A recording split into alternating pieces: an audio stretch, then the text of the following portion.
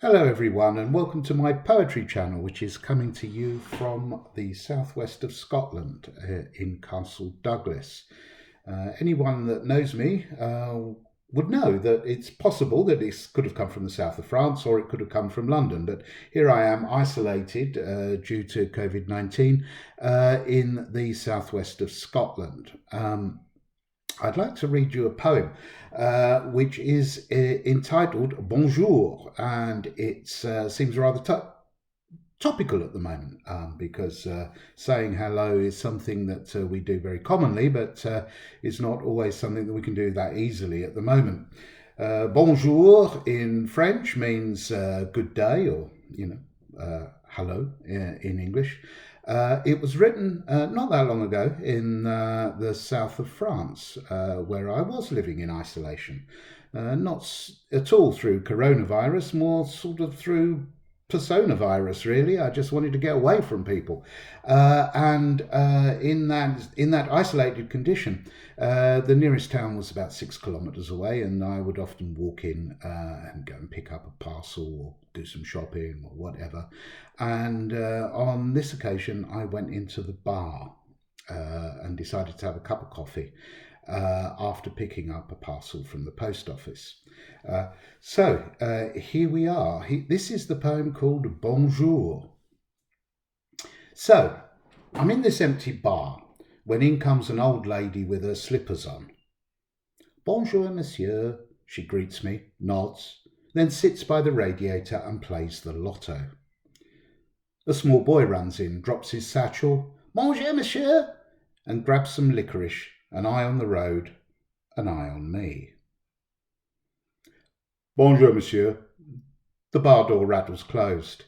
That's the undertaker. I smile bonjour.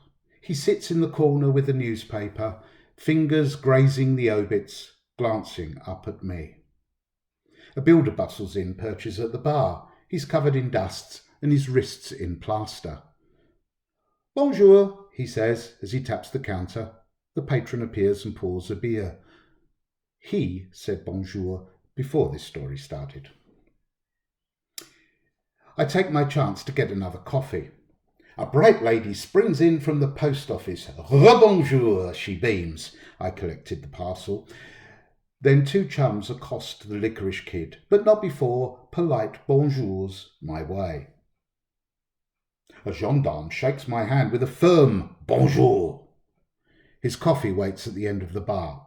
Obviously, he's a regular. Silence follows.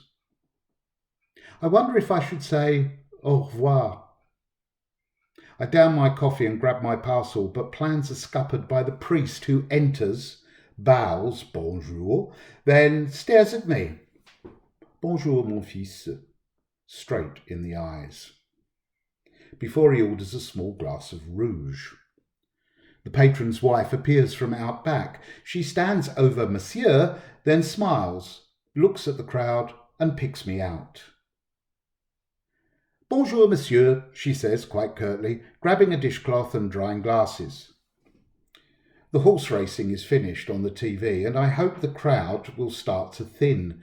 But the old lady in her slippers grabs another lotto slip and licks her pencil.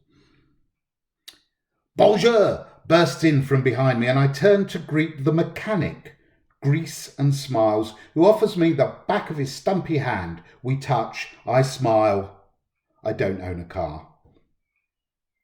I decide to unwrap my parcel, a phone. Keep in touch is written on the box lid. I shove it in my backpack, feeling trapped. A Jack Russell yaps and sniffs my shoes before a young guy turns and calls it to heel. His way to say hello, he says, then adds, bonjour. I look into the street, desperate for escape, and see a bus draw up outside.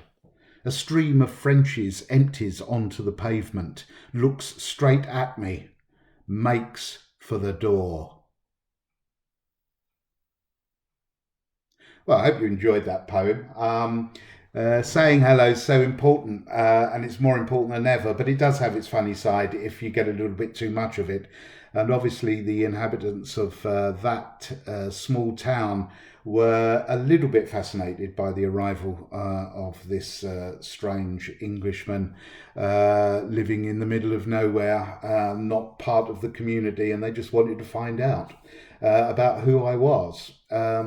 Anyway, hopefully over the next days that come, I'll be reading you other poems, sometimes my own, sometimes poems from other people that I admire or like. We might actually get outside if the weather improves. It's a bit chilly today. But in the meantime, I hope you enjoyed Bonjour.